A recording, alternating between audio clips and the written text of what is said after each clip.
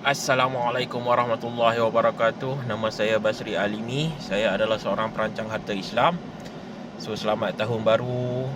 So macam-macam lah kita hadapi sejak 2 tahun ni akibat pandemik, kehilangan pekerjaan. Lepas tu kita ada banjir kan. Lepas tu banyak berlaku kes kemalangan.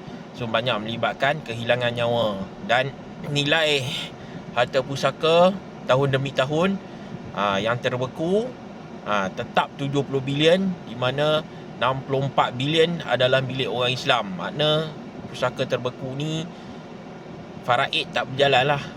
Bukan sebab tak ada hukum faraid, sebab tak adanya orang kata orang yang nak jalankan hukum faraid. Sebab hukum faraid ni dia tak boleh berjalan sendiri, dia perlu ada surat kuasa. Dia punya asas dia kena ada orang jalankan lah. Sebelum orang kata penting dia kita merancang harta tu semasa hidup. Sebab kalau selepas mati tu memang bukan rancang dah. Itu dah terlambat lah kan.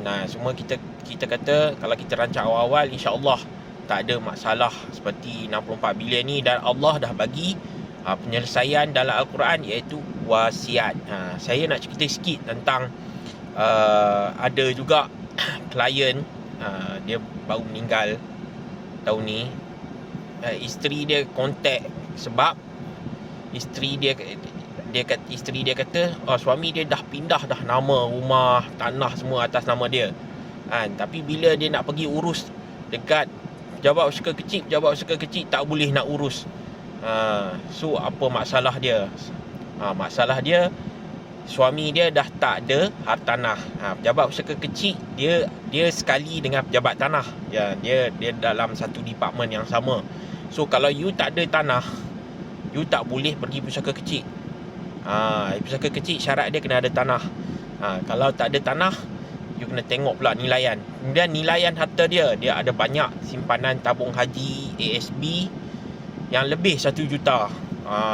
Sebab lebih 1 juta ni jadi masalah kan. Dia kalau pergi amanah raya pun, amanah raya tak boleh keluarkan surat kuasa. Sepatutnya kalau ada harta boleh kalih, macam selain daripada hartanah lah kan, kereta, akaun bank, saham, perniagaan, ataupun kita panggil ASB, tabung haji kan, emas, semuanya adalah harta boleh kalih.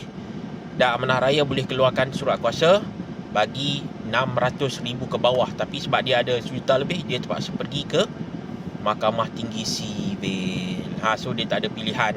So ada orang dia buat perancangan dia ingat dengan pindahkan nama kepada isteri ataupun kepada anak-anak sebelum dia meninggal dunia. Benda ni takkan berlaku masalah.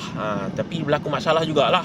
Sebab harta nilaian aset boleh kalih dia lebih daripada 600,000. So kena pergi juga mahkamah. So bukan tak ada masalah kalau kata nak pergi mahkamah. Tapi bila pergi mahkamah, kita tahulah kos dia tinggi, harta dia terbeku. Macam mana isteri nak ambil duit kan. Kalau lain lah kalau dia ada ambil takaful kan. Ambil takaful bolehlah dia upah peguam. Sebab bila kita pergi mahkamah tinggi, kita kena cari 2 orang bond, dia panggil penjamin, yang sama nilai dengan harta si mati. Itu pun satu masalah kan.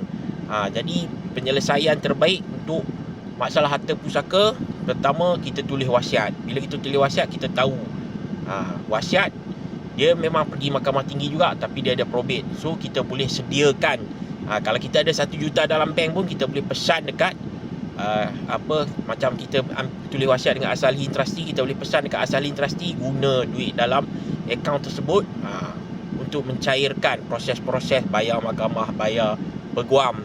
Kemudian baki dia dibahagikan. Kalau tulis nak faraid, kalau nak sama rata. Kalau nak ikut hasrat, tulis hasrat di situ.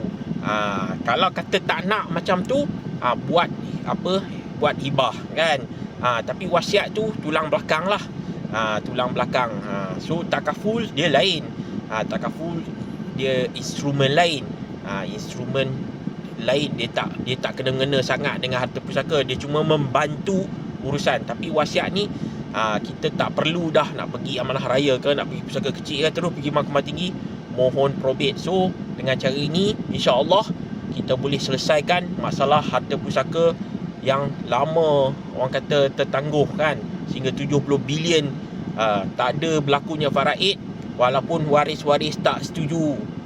Walaupun waris-waris ni, tapi sebab kita rancang awal, insya-Allah benda ni boleh berjalan juga. Itu saja saya nak pesan. So pada siapa yang nak tulis wasiat, kena ingat wasiat ni satu orang kata ibadat, benda sunat kan. Bila kita ada hutang, kita wajib tulis wasiat supaya kita hutang kita tu tak dibawa ke akhirat, tak menjadi penghalang kita untuk masuk syurga. Dan tak salah pun kalau kita nak tulis dalam wasiat kita tu untuk buat faraid. Kalau buat faraid, waris pun tak boleh tentang. Cuma bila kita tulis sama rata, bila kita tulis untuk nak bagi sekian-sekian kepada waris faraid, dia kena persetujuan waris faraid, kecuali 1/3 yang kita nak bagi pada orang lain yang bukan waris faraid. Contoh untuk diri sendiri, contoh kita nak bagi 1/3 sebagai sedekah kepada masjid, kepada rumah anak yatim, atau nak bagi pada cucu yang bukan waris faraid. So benda ni wajib dilaksanakan selepas semua tolak. Kalau kata kita buat hibah, dia tak termasuk dah dalam wasiat, dia terkeluar daripada harta pusaka. Tapi dari segi undang-undang, kita perlukan wasiat tu untuk pastikan harta itu kita pegang semua. Apa maksud dia? Pemegang amanah tu pegang semua. So dia boleh tahu, dia ni harta faraid, harta wasiat, harta ni harta hibah. So ada kos-kos yang perlu dilaksanakan, dia ambil daripada sini. Lepas tolak semua hutang, tolak semua keperluan perbelanjaan, lepas tolak semua orang kata harta-harta 1/3, lepas tolak keluarkan harta-harta hibah daripada tu, baki dia tu baru kita tanya waris faraid. Waris faraid kalau dia setuju sama rata, dia buatlah. Kalau dia tak setuju pun tetap berlakunya faraid. So tak adalah harta terbeku. Inilah orang kata Allah dah turunkan dalam Al-Quran, cuma kita saja tak nak ikut. Sebab kita rasa kita lebih pandai daripada Allah kan. Itu saja kan. Jadi tulislah wasiat, sebab ia adalah orang kata wahyu daripada langit. Bila benda daripada langit ni, dia out of this world. Wasiat is out of this world. Dia tak sama macam kita ambil takaful. Sebab takaful ni bukan daripada langit. Takaful ni daripada manusia, daripada sistem insurans kita tukar kepada patuh syariah. Tapi wasiat ni daripada langit, masuk dalam Al-Quran sebagai wahyu, panduan kepada umat Islam. Jadi buatlah wasiat kan. Dapat pahala sunat, dan menghilangkan perkara wajib akibat hutang. Orang kata lebih senang lah kan. Kita tak mengganggu kehidupan kita. Kalau boleh kita mati pun kita tak nak menyusahkan waris, menyusahkan diri sendiri. So kita nak jaga hak kita nak jaga hak waris. So kita andaikan kalau kita pergi esok pun tak ada masalah kan. Kita tak nak terlibat, kita tak nak termasuk di legal di kalangan orang-orang yang harta dia terbeku, faraid tak berjalan. Kerana faraid itu adalah hukum hudud. Hukum hudud ni wajib dilaksanakan. Okey. Assalamualaikum warahmatullahi wabarakatuh.